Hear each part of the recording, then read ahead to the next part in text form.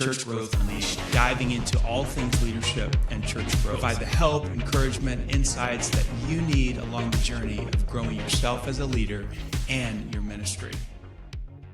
So welcome back to the Church Growth Unleashed podcast, a podcast where we talk about all things growing your organization, growing your church without losing your soul. Today, you guys are in for a blessing. A friend of mine has come on the podcast, and he's going to be talking about some amazing things, leadership principles, culture, strategy, overcoming obstacles, mindset, and I'm super pumped about this. His name is Garrett, and Eric he is the founder and CEO of the Garrett Companies, a multifamily development, construction, management company, which currently is one of the largest multifamily companies in the nation. Just let that sink in, and super pumped to have him here with us today. His company has received 80 plus awards, 40 plus national recognitions. He is married. He is the father of 3 children, and he is born and raised right here in Indiana. Eric, thanks for being on the podcast today. Oh, thank you for having me. It's a real pleasure. Excited. Okay, so let's dive in. Multifamily. How in the world did you get into apartments, and why? You know, it's an interesting question. I didn't grow up in a setting where, we were sitting at dinner table and discussing investments or anything like that. It was, very blue collar, upbringing. So going through college, if you would have mentioned multifamily to me, I couldn't have told you what that meant. I mean, I knew that there were apartments. I knew that there were retail buildings. I had no clue who owned them. As far as I knew, the government owned them. I didn't have a clue. And I'll try to spare you all the details, but essentially I'll tell you this. I was in my final year of college. I was planning on attending law school. I did not want to go to law school. I was tired of school, really. But one night I was playing a game of pool with this really old guy. And when I say old, he's probably like my age now. And it turns out that old guy was the president of Old National Bank. And we hit it off well, and he offered me a job to go into their real estate lending program. So that was my introduction into real estate. And I came on and was underwriting real estate loans from lending. There's a whole story behind this. Went from lending to brokerage of selling apartments around the country. And then met a development partner that took me under his wing and actually at a very young age put me in charge of his development company. And so learned the development business under his tutelage, learned how to build these projects, learned how to put the projects together, the whole 9 yards. And then created a company in 2007, 2008, sold my interest in that company to my partners, and then created the Garrett Companies 11 years ago. So 11 years ago. It's been kind of a whirlwind. I still feel like I just started somehow. But it's been 26 years, I guess, since the very first day I set my eyes on a real estate budget. Yeah. And so since then, you guys have had some incredibly explosive growth. And I want to talk to you a little bit about that. I know that just from a little bit of getting to know you and watching some of your stuff online, you have a huge vision, and you've got a big goal of being the number one multifamily developer in the country. And I think right now you guys are number 7, which is just wild to even consider. One of your employees said, quote, "When I first met Eric and he explained the vision, of course, I thought he was crazy." So, number one, what's that? Most people do. Well, yeah. Number one, are you crazy for having that goal? But number two, what inspired you to dream that big and to cast such a huge vision?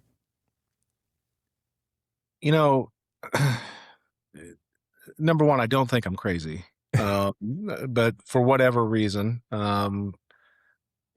I do feel driven to accomplish that goal. Now, I guess you could probably take a step back to my upbringing and just, the work ethic and everything that I witnessed in my mother, my father. But, really, I think what settled, what really created the drive, what really made me believe in a big way that we could do something to really take on the world. Well, I hate to be a has-been, but it probably goes back to high school, and it probably goes back to my high school football days. Hmm. I was fortunate enough to win a 5A state championship playing at Castle High School down in Southern Indiana. That was a very big turning point in my life because we were a group of guys that were very good at football, but we weren't great at football. But we were able to take a vision of being state champions and everything that goes into it, and we believed it, and we Mm. lived it, and we're able to do something that most people didn't think we could, and it really opened my eyes that there's a bigger world out there for the taking if you want it. I mean, if you want to go after something and accomplish something big, it's there. You just have to have the guts to open the right doors, and that's really what it is. It's when luck and opportunity combine, right? It's when there's everybody has this opportunity to open this door, and this door may be scary. It may be going without a salary for a year. It may be taking a full bet on yourself, whatever it is. But you open the door and you attack it. And so far, my instincts have proven right, and we've been able to open the doors that we needed to and grow a company. And look, we've created a widget. We've created a platform that is it's not easily duplicated. We have a large moat around our company. I'll even tell Mm. you this. I mean, Blackstone, one of the largest buyers of real estate in the world, they invited me to New York. I sat down in their headquarters. We're sitting at this conference table. It's probably like, I don't know, it looks like it could seat 200 people. Mm. But there's only 4 of us in the room. And they flat out just asked me, how are you doing what you're doing? We have sunk hundreds and hundreds of millions into creating a development construction company, and we can't do what you're doing. So how are Mm. you doing? And I told him because you can't duplicate it with money. It's years and years of relationship building and, creating this vertical integration in our company that just most people can't fathom or don't want Mhm. to because of the risk. Yeah. Wow. That's incredibly inspiring. So I'm sitting here thinking about the leaders that I work with and talk to, and even myself. When we start thinking about big vision and things like being number one in the nation, or just crazy stuff like that, a lot of leaders they shy away and they back away and they struggle to dream big like that. Why do you think that is with leaders? Do you think it's fear based? Do you think it's a lack of knowledge, a lack of experience? They don't want to fail. Probably all the above, probably a little bit of environmental factor as well. I mean, when the comment you made, that was the president of my company that I've hired, put us in charge of running the day-to-day operations, thought I was crazy. But that's the kind of feedback you get when you make comments like that. And I can tell you along the entire route from, my cozy bank desk job that was making actually a lot of money coming out of high school or coming out of college, um, to going into brokerage where I made $0 and I moved to Chicago and, you know, people looked at me like I had a third eye. Like, why in the world would you leave that kind of guaranteed income at a bank that you're growing in and you're getting you're gaining scale in at the bank and everything else. You're moving up the ladder. And I saw it as an opportunity. So I spent a year without a paycheck, and now look, Incredible. luckily, the uh, my wife, who was my girlfriend at the time, was in grad school, and she was able to borrow more money on our student loans, and she was sending that money to me so that I could make ends meet and actually live while I was waiting to make a paycheck. She thinks she's Warren Buffett, like she's the greatest investor ever. I kind of agree. She's definitely my first investor. But look, I didn't know I had that coming. I just had to make the decision of whether or not I was going to move out of my comfort zone and go Hmm. to a bigger potential position in brokerage. And I did it. That's not easy to do. I'm not patting myself on the back. I mean, people do it all the time, but I think to your question, it's just the fear of the unknown. Unless you have a vision in your mind of what it's going to look like. I mean, I visualize every single day I wake up, whether I'm doing a cold plunge or riding a Peloton, whatever it is. I'm visualizing what my next move is and what it's going to Hmm. look like and how it's going to play out. And if you Hmm. don't have those reps in your mind, it's just a You scary. can't see it. You can't see it. You can't see it. Yeah, it's You got to so look at the good. good, bad, and the ugly as you're doing this, and make the decision.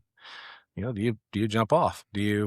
Do you build a drywall and paint company when you already have a construction company? Do you build a, Mm-hmm. Mm-hmm. HVAC company like we did? There's a lot of different points where we've had, jump off decisions to make and Mm-hmm. made them and they worked out. It seems like, what you're saying is you have to be willing to take the risk and be willing to fail. Oh, absolutely. And that's, I feel like a lot of leaders don't want to do that. It's easier to play it safe and stay comfortable, stay at the cushy job with the income that's, Absolutely. Absolutely. I mean, I look at, well, taking it, back to the church level, I think of my current pastor, Gene Mims, who's the pastor of Gathering at 840, which is a newer church down here in Nashville, Tennessee, mm-hmm. from a very large mega church, retired for a bit, was just called to come in and create what at the time was a church in the middle of nowhere. And now it's growing up around him. I mean, it's amazing what the growth has done, but to have that kind of vision to leave something that he had already set up and everything that was going so smoothly successful, and then to retire and then to be called to come back and do it again, that's pretty daunting. But he jumped through that hoop, and I mean, I think what it's like to try to grow an organization, a church organization. Absolutely. Yeah. It's interesting. You either can visualize it, trust that it's God's will and move forward, or you don't. And then there's nothing wrong with that. I mean, if I didn't become the number one developer in the world or in the country, there's nothing wrong with that. That's just my goal. But that's the vision you have. Yeah. Vision. I love it. Everything starts with a vision. We talk about that a lot on the podcast here. The critical importance of the vision. It's great. Okay, so jumping to a question about culture, I was listening to one of your staff members talk about some of the values you have in your company: family, health, growth, integrity, and all those are great. But this one keeps popping up, and it's excellence. And even on your website, you have the phrase "relentless pursuit of excellence," which I love that phrase, by the way. We use the relentless pursuit here. I'm not sure if you got that from Tim Grover's book, which he was one of your speakers at your conference, which Michael Jordan's trainer. That's a whole nother, we could go down a rabbit hole there. Phenomenal. But the idea of excellence, that's obviously a huge part of your organization. Where did that conviction come from, just to be excellent at everything you do? Once again, it's going to roll back to high school. It said something to me that's just stuck with me my entire life. And I've actually heard Nick Saban say it later. So I don't know who created this idea, but he made the comment that you have different choices in life. You can be bad at what you do, which happens, right? People are bad at what they do. You can be average at what you do, which is the normal human condition. Most people always default to average. That's just normal. You can be good at what you do, which in my mind and the coach's mind is the bare minimum, because God's given you all the talent you need to be good at whatever it is you're doing. Or you can be excellent or elite. And to do that, it takes a different level of concentration, a different level of execution, a different level of passion that is not the norm, right? It's just not. I mean, once again, average is normal. Good's minimum, acceptable in my mind. Excellent or elite is something that you have to absolutely strive for every single day. There's no taking a minute off from excellence. You have to just push through. That came from early, probably my freshman year in college or in high school. And it's just something that's just always stuck with me. I mean, are you doing this at an excellent level or an elite level? And honestly, when I sat down in my barn, when I created the Garrett companies, and I wrote down Bargersville, Indiana, I wrote down 2 words: excellence and elite. And that was the beginning of the vision of what we moved forward and created. It's very serious to me. I think, some people, I think they hear me say it and they think it's just a word salad. He's just telling us what we want to hear. He's trying to motivate his staff, everything else. But I can tell you that I consistently am looking at my leaders and asking them, is that the elite way of handling this? Is that excellence? Really thinking through, is this the way we were supposed to do it? And, more times than not, we all sit back and say, no, it's not. So let's rethink what we're doing here, and let's get it geared back up. It's not easy. I mean, not everybody thinks that way. We're trying to put together a team of people that do, but it's still, it's a daily grind to talk about that. And the concept of relentless pursuit of excellence was really just, once again, it just kind of came out of my early years. I was like, we're not just going to pursue it. We're going to relentlessly pursue it. Now, just so happens that our speaker did write a book called Relentless. And the other interesting part is our second speaker, who I'll probably talk about later, is Horst Schulze, who is the founder of the Ritz-Carlton. But he wrote a book called Excellence Wins. So we had Relentless Excellence. I got it right here. Fantastic book for all of our podcast listeners. You got to pick this up and read it. So good. Yeah, and it's so good, by the way, that I've actually entered into a consulting agreement with Horst, and he's going to be, I'm meeting with him tomorrow one-on-one, and then he's going to be meeting with our leadership team every month. He's that's good. Incredible. Wow. Well, please tell him that we are a fan over here at Emmanuel Church of his book. I've done staff development on it, and we've tried to incorporate his principles, and it's extraordinarily helpful. So he will love that. I know he's got a huge heart for the church. So that's awesome. That's awesome. Yep. Okay, so how do you practically bring that value? I mean, maybe, and you just kind of said it really by asking the question. I was thinking about churches. Churches are, you probably know this, they're probably they're not on the excellent side. Some churches are, but a lot of churches aren't. They just don't function in an excellent way. It's like, wow, this is good. Good is good enough. People come, they whatever. And it's just not an excellent experience across the board, from their kids ministry to their worship music to the whatever. It's, how do you bring that value down into the organization strategically? Well, first of all, the phrase you just used, good enough, is probably the most evil phrase in all of business, because that's something that gets bantered about a lot. That's good enough. And we face that when we're dealing with, finishing one of our apartment units. Yeah, it's good enough. Eric didn't know that it's good enough. The first thing you have to do are find people that are absolutely wired that if they see something wrong, they fix it. Horst talks about it in his book, actually. One of his concepts was, it doesn't matter if you're a maintenance person or not. If there's a problem with plumbing, you see it through to make sure it gets fixed. And perfect example, a guy came down in his Atlanta hotel, walks in for breakfast. They asked how he was doing. He made the comment, well, I didn't sleep very well last night. My toilet's running, but other than that, everything's great, blah, blah, blah. She seats the guy, and then she instantly goes to find the maintenance tech and goes up there to make sure that toilet was fixed before that man ever left breakfast, and then comped his meal and said, hey, we got it fixed. Sorry about that. That's excellence. That's going beyond it's good enough. Good enough would have been, average would have been, I'm not going to do anything about it. Yeah, toilet's run. Sorry, your toilet, man. Yeah. Running. But good enough would be, I'll give somebody a call, and if they take care of it, they take care of it. Excellence is, you make sure it's taken care of.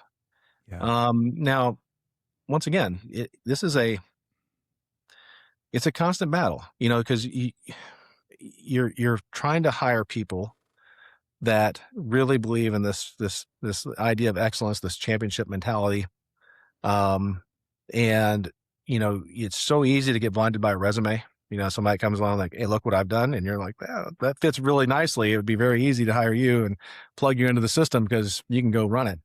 The hard part is taking the person that is an absolute cultural fit because they believe in this idea of excellence, and knowing that they have a fifth of the knowledge about real estate. In my position, they have a fifth of the knowledge of real estate they're supposed to have, but I'm going to train him up because I know he's of that caliber, and he will absolutely do whatever it takes to be the best.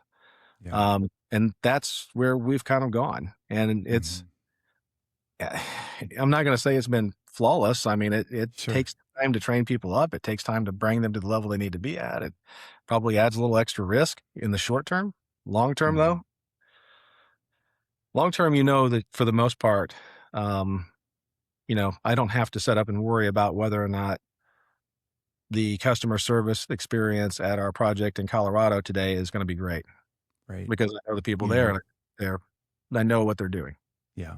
Without even knowing, without even being there. There's a lot of pastors that wish they felt that way when they go to bed at night. I or get it. whatever. I get it, but you're right though. You it the big vision is so important to pass on. I mean, you mentioned the kids ministry, for example. I mean, how does a church actually grow and function and go forever without the proper kids ministry and about, raising those kids up and making them a big part of the church and making them on fire for Christ and everything else. I mean, without that, you're kind of, it's almost to be your focus, right? But you're right. Mhm. Sometimes it's good enough. We got a great It's just the location. kids. Yeah. Well, are close to their house and they're going to stop by here on Sundays and they just want us to watch their kids while they're sitting here getting entertained. That's what you got to fight, I guess. Yeah, absolutely. Absolutely. We do. It's so good. Okay. So let's shift gears a little bit to a question on collaboration, because yes, you have a company, but really you have three companies that equal one. You've got the development, you've got the construction, you've got the management. And I can't even imagine the work that it takes to get those three companies collaborating together, and then all the staff in each one of those companies collaborating. Collaboration is huge. We have pastors watching today that have multiple sites. We at Emmanuel, we have 8 different locations. We've got a location where your wife grew up in Seymour, and the collaboration is always a challenge. I know that's got to be a challenge for you. How do you get your three companies working together in sync, collaborating? I mean, I know that's a very broad question, but if you can give us a little bit of insight on that. I can only speak to it from a real estate perspective, because I can tell you that in my experience, where most development, construction, management companies, where they fail is that they create kind of a Chinese wall of separation between each of their companies. The development company functions as its own, the construction company functions as its own, and there's constant fighting. And I don't know if it's by design, like, if they want the development company to fight for every penny and the construction company to fight for every penny, and they hope that equals more pennies. So, it could be as simple as a change order. If a construction company comes across this cost that they believe is a change order, maybe it's kind of in between. They should have caught it, but they didn't. It's very common for them to get the development company to pay for it. I've been trying to separate that mentality since I've been in this business. And what we've done here is we've said, listen, it doesn't really matter. It doesn't matter if it's a penny that comes out of the development company or the construction company. It's the Garrett companies. It's one, there's one holding company at the top, and both of them have to make money. So just by doing that and living that, what it creates is an environment where people are very collaborative. I mean, the construction company doesn't want to pass a changeover any more than a development company wants to take it. So you spend a lot of time fixing it versus paying for it.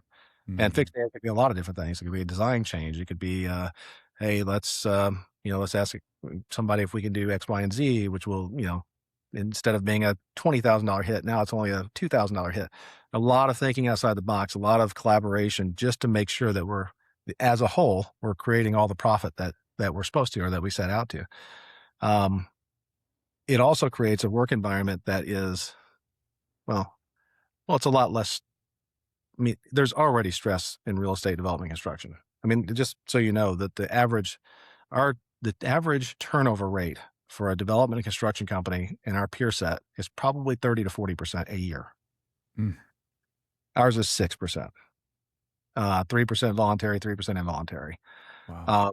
But I think that's a big reason why. I think these guys, they fight the fight on job site, and then they have to fight the fight with their own internal staff about who's going to pay for what. And it gets exhausting. It's just exhausting. How many times can you go to work and fight and feel good about yourself? You just eventually get burned out. Yeah. It's so good.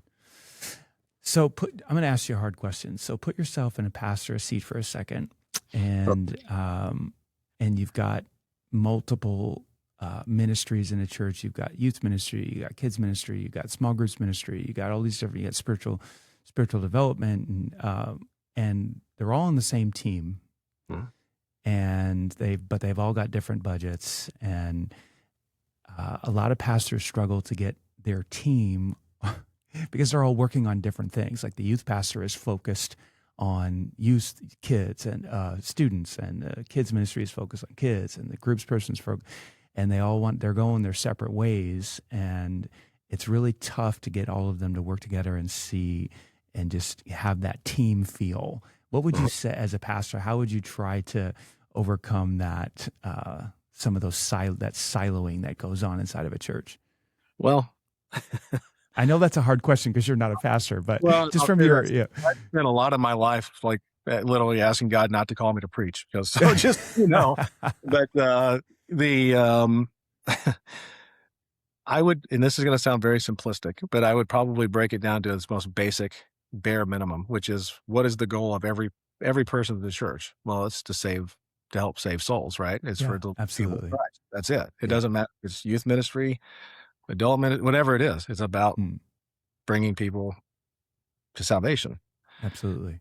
I think you start with that goal, and then you create a bigger picture goal. I mean, how many in our youth session, how many people did we lead to Christ? What is our total goal of seeing people saved? I don't know how you calculate that. I mean, so maybe they come up with an altar call and you see it, or somebody gives their life to Christ at a youth camp, you see it. But I mean, there's thousands of others that probably you never see. It just happens. There's ways to track it, but I see. It would be I mean, I think you just set that main goal and everything focuses on that.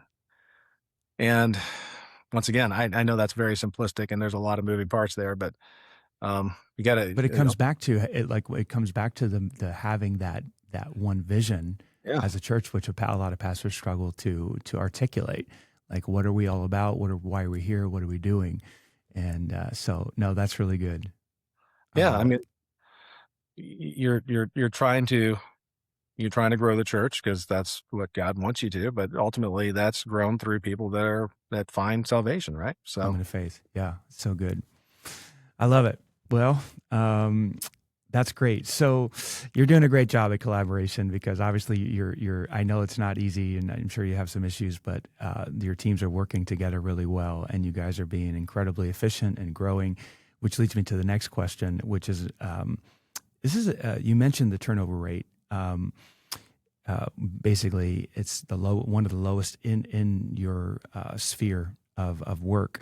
But you also are exploding in your growth, and you're building new complexes, and that is super amazing. I mean, that's amazing to me, because a lot of times, when you're growing fast as a church or as a company, you have a high turnover rate because it's messy, but you guys have the low turnover rate with the explosive growth, which really speaks to the culture that you've created.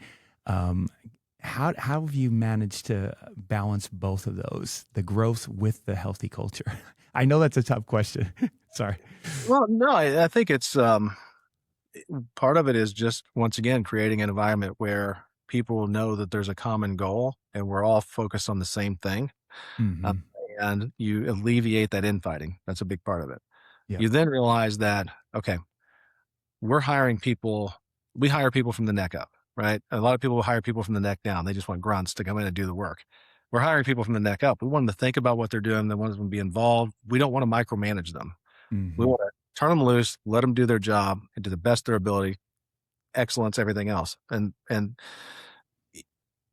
when you do that, you can allow people to kind of run their own schedule. We don't need somebody to come in and clock in and clock out. If you've got you got a doctor's appointment, you go do it. We're all big boys and girls. We're going to take care of our job. If you need to take PTO, we have a large PTO policy that, we want people to go and, take time off as needed. Everybody needs to rewind, right? Sure. Unwind, I'm sorry. We have the other perks that just come along with the success, whether that be ski trips. We do a company ski trip where everybody's invited in the entire company. It doesn't matter if you're wait staff all the way up to CEO. If you want to come on the ski trip, it's all expenses paid. You're coming out to Telluride, Colorado, and you're going to spend the best week of your life getting to know your coworkers and skiing and enjoying yourself and having fun like a kid. Those are just little things are they really expensive? Absolutely they are. And I mean, my CFO, talk about getting called crazy. My CFO every year says, Eric, are you really going to do this again this year? And I'm like, yes, every single year, as long as I'm at the helm, this is going to happen, and it's going to cost more and more money, but you cannot put a price tag on the camaraderie, the quality of the work experience after you get to know everybody as intimately as we do. You start spending 7 or 5 nights with somebody in a home, and you're skiing with them, and you're going out to dinner and everything else. You really start to get to know people on a whole new Sure. level. And you talk about that collaboration and other things. So anyway, you work hard, you play hard, you reward great experience, you let people be adults, do their job, trust that they're going to. Like I said, we do have 3% involuntary unemployment. That Mhm. boils down to somebody that either just refuses to buy into the concept of excellence, or somebody that you just can't trust for whatever reason. Sure. They're not getting the job done at the high enough level. Yeah. So What I'm hearing you say is, you said a lot there, and I hope our podcast listeners were taking notes, because I'm like mentally going, okay, boom, boom, boom. I need to do more of this, more of this. Is just making sure you're pouring into your staff, oh not yeah, just getting the work product from them, but providing experiences for them, making sure they're having fun, building that camaraderie. And I'll be honest with you, I struggle with that, because I'm just like, I'm focused on the work, I'm focused on preaching, I'm focused on getting it done. And it's like, oh yeah, well, we were also dealing with human beings here that, work better when there's relationship connection.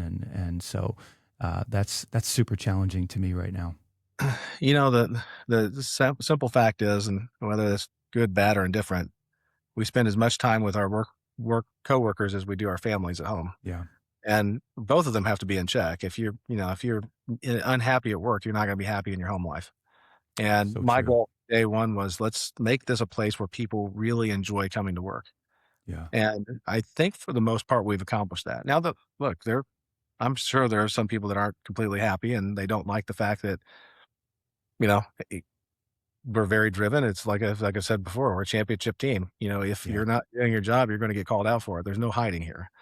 But it's done it's done in a reasonable way. It's not like we're, calling people names, but it's, hey, this is where you're deficient. And Yeah. we have very bold conversations with everybody, no holds barred.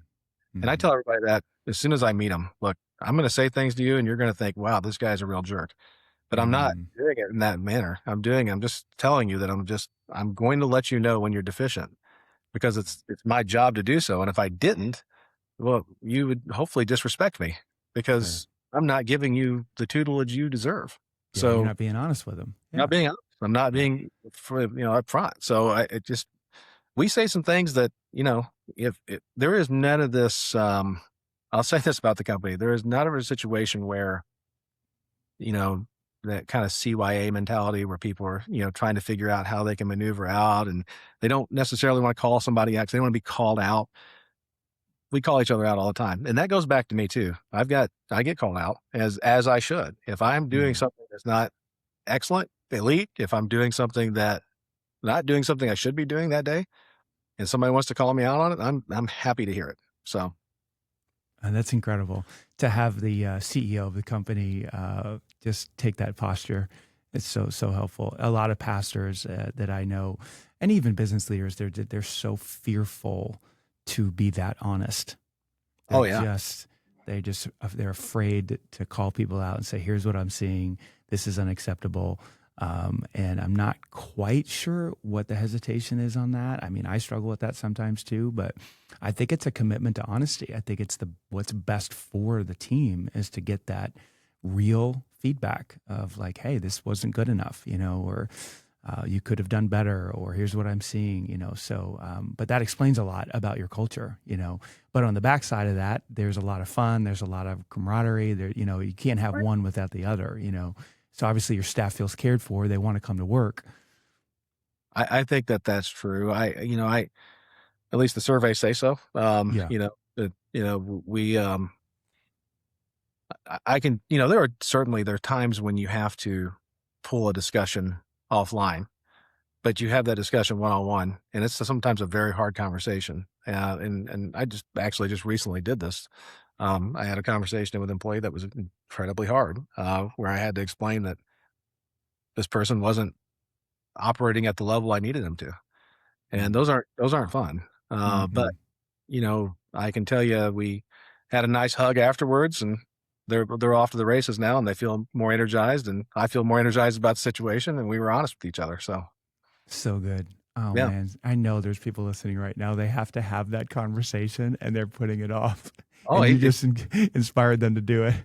I literally woke up in the morning and made the decision to do it and went and did it. And you have to. There's that level of conversation has to happen.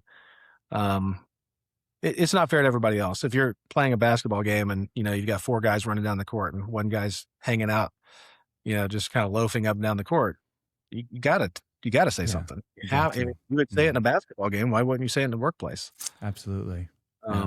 So good. Okay. A couple more questions for you. Thank you for your time. I know you're super busy. Your company has grown and grown. Gosh, 2011, you started this. It's just exploded. I know one of the biggest struggles that CEOs, pastors have is letting go of control, letting go of decision making. But I know that that's critical to growth.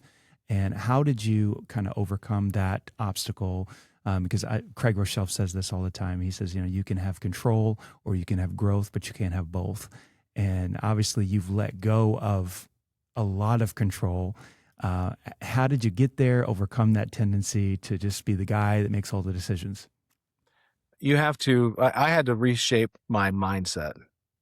Because yes, I mean, when you start from scratch and you start from where I did at the beginning, you're used to doing everything. I'm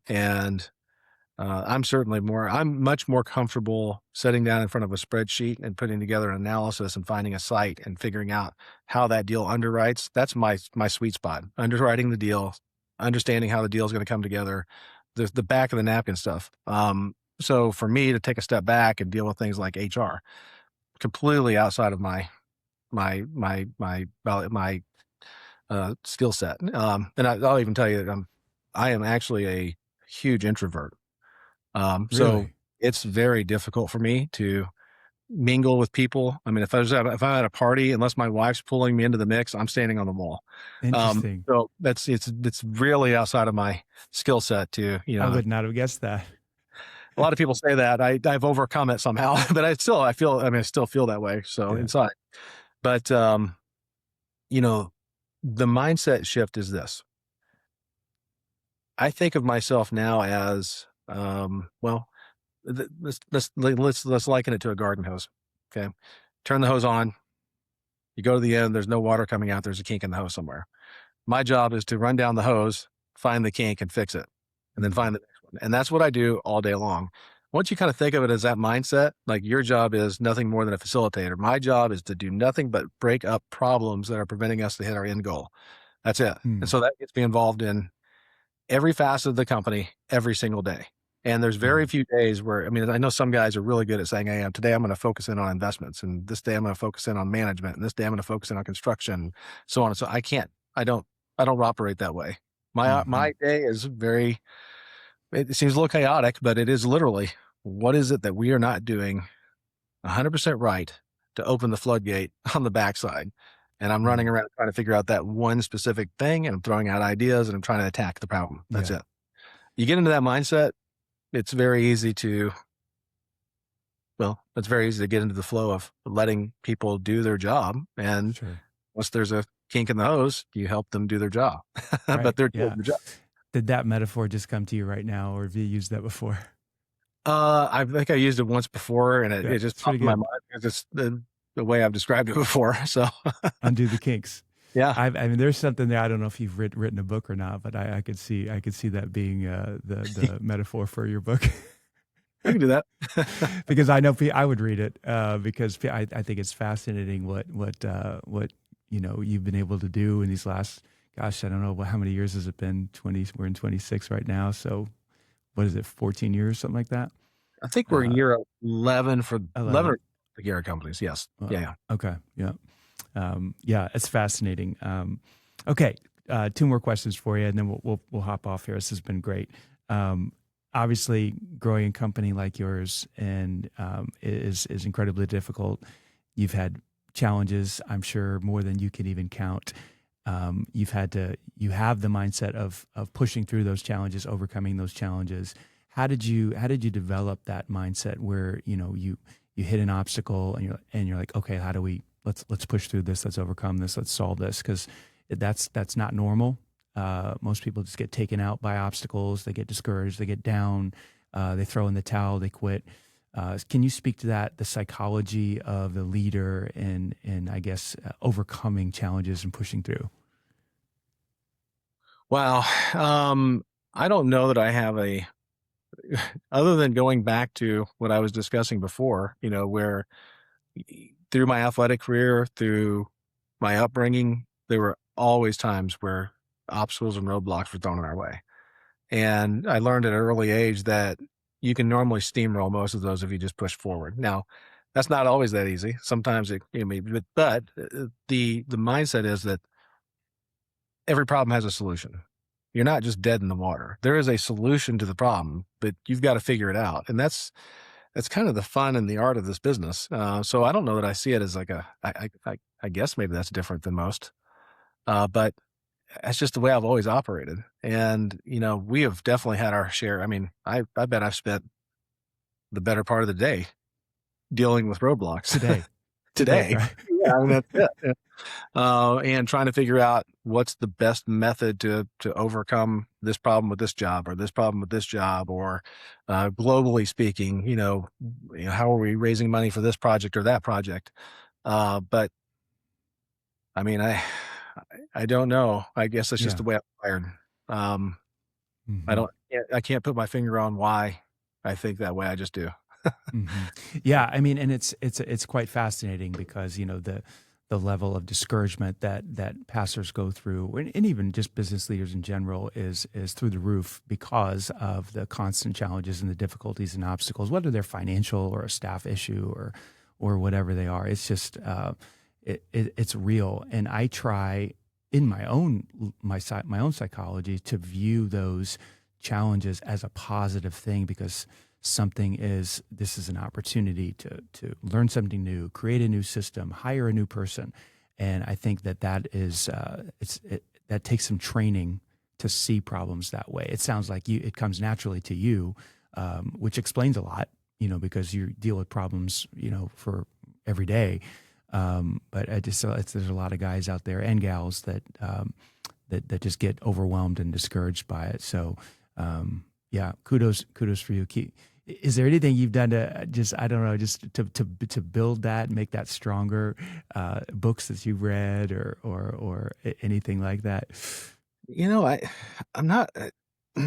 I have a set of books that I like that I've read that I really like that I think have helped move one way or another, or have actually helped me make some decisions or some ideas. I mean, like Jim Collins' Good to Great. I mean, I think Yeah, everybody great, right? It's a great book. such a good one. You could read it 1,000 times and find something new in it every time that you're like, I should apply. Absolutely. Horst Schulze's book, same Hmm. thing. And it's Hmm. you could read multiple times and try try to learn from it. But I think it's just I don't know. I think it's repetitions. Yeah. The more times you attack a problem and you fix it, the easier it gets. It seems like even when a new problem comes along, you just know that you're gonna go figure it out. And Yeah.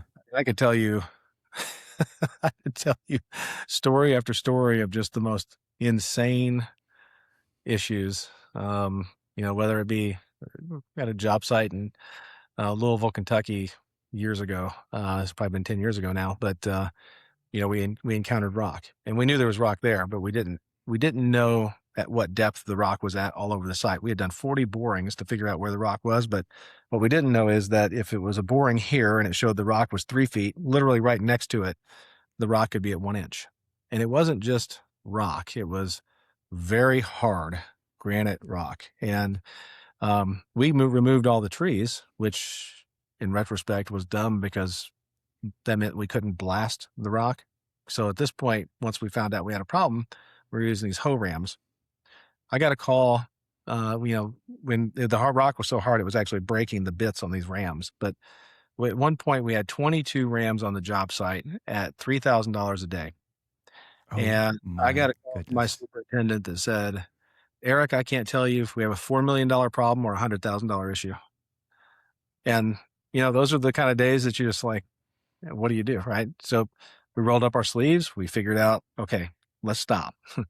Let's attack this problem incrementally. Where do we know we have rock? Where do we think we have rock? Where can we maneuver? Is there any way we can maneuver this and actually blast a portion of it, not all of it? So we got through it, and we So made money on good. it. But it's just, I could tell you a story like that just on every project almost. Yeah, that's great. If I got discouraged, we'd be in trouble.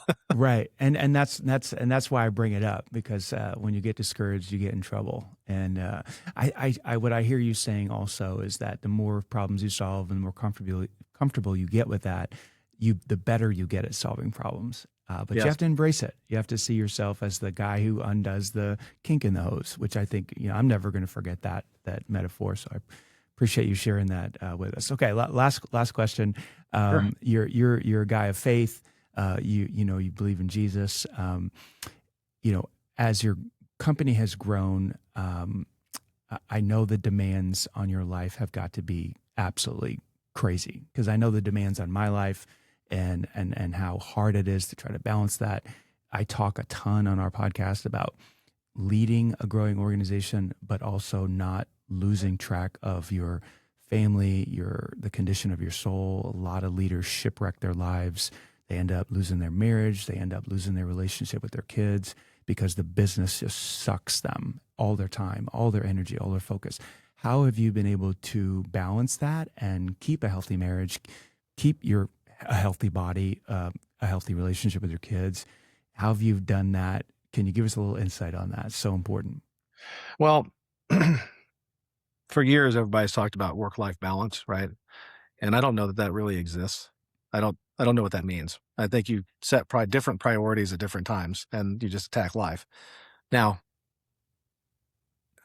I'm going to preface this by saying I'm flawed like any other human. So I don't want to come off sounding like I'm the super Christian, but I do prioritize Christ first, Mm-hmm. and I prioritize family second, and I prioritize country and job third. Mm-hmm. And I buy into that, and that's what keeps me balanced. And luckily, I have a wife that's equally yoked, and we're both believers. We have been for a long time, and she supports me. And quite frankly, there's some Sundays where I wake up and I'm the one that's like wanting to lay around the house and just watch church online, and she's grabbing me and saying, "No, get the kids ready." So I mean, I've got some good help here, but and I've been married 26 years with 3 beautiful kids. So, but no, I think it's just that you keep that priority. And once again, I'm not perfect at it. I mean, like I said, there are days I don't want to get out of bed and go to church because Sure. I'm not that social, and I'm just zapped. And Right. like feeling like that and walking in and shaking everybody's hand is like, I can't do it. But the flip side of that is I don't think I've ever walked out of there and thought, man, I wish I didn't go to church today. Sure. Absolutely. Yeah. But no, I think it's just that. Just keep the focus on Christ and do what He asked. Be in the Word. And once again, it doesn't always work out perfectly. Sure. But it's the best I can do, and I feel balanced. I mean, I can tell you that as stressful as the day is, it sounds cavalier. I don't feel all that stressed. Yeah. I mean, people ask me all the time, how in the world do you sign on that much debt for a project and do all this and run this many people? And aren't you just, stressed to the max? And I'm just kind of like, no, I'm not. I'm just, I'm good with everything. I'm pretty comfortable. Yeah. And I think that what you said there that was so good was that you set the priorities and stick with those priorities. If you're starting your day with in the Word and praying and putting Christ first, you're literally taking the concerns of the day and putting it in His hands and trusting Him, and that reduces the stress. And I love that you put your family second, and then your work and country third. That's that people get that so out of order. And I hope if we have business leaders listening today that you wrote that down, and if you need to make adjustments, make those adjustments before you end up shipwrecking your soul. And the verse that comes to mind is, Jesus said, what does it profit a man if he gains the whole world but he loses his soul? I mean, he couldn't have been more clear, right? And so it's one of my passions, and I try to do what you do. What you just said is those are my same priorities as God, Jesus, my family, and the church third. So this has been incredible. Any closing words for leaders today? Any encouragement? Just wanted to open up for you if there's any last things you want to say. Well, I would encourage you to really think through what excellence means and what elite means, and what that means to not only you, but your employees, your staff, but also your customers, and what it is you're providing. And I like, one of our other core values is the golden rule, and that's you got to think that through. That can be really tough. Are you really treating somebody the way you want to be treated? I mean, if you think about construction business, for example, I always tell our guys, if the unit is not ready to turn over to your own mother, it's not ready to turn over. So you better have that level of care. Wow, that's when good. it comes down to it. And some people embrace that, some don't. But I think if you take that mentality and you take those principles which once again I found right in the Bible, it's not like I'm creating something new. Right. I think that you'll see a considerable turnaround or a considerable difference in the people you're working with, the stakeholders, shareholders, and everybody else. I love it. Well, Eric, totally inspiring. You've shifted my thinking from that day where I opened up the prayer meeting for you guys. I'm like, man, I got to know more about this guy. I gotta hear his story. I want to draw inspiration. I have drawn inspiration. The 2 books that are sitting on my chair here, from the moment I heard who your speakers were, I had already read those books. I'm like, man, I am synced up with the way this guy thinks. So I hope our paths continue to cross. And thank you for blessing our audience today. And this has been huge encouragement to our leaders today. So thanks for joining us on the podcast today. No, thank you for having me. It was a real pleasure. And as always, just let me know if you need anything else. I'm here to help. Awesome. Thanks, Eric. Hey, God bless you guys. We'll see you next month on the podcast. Take care.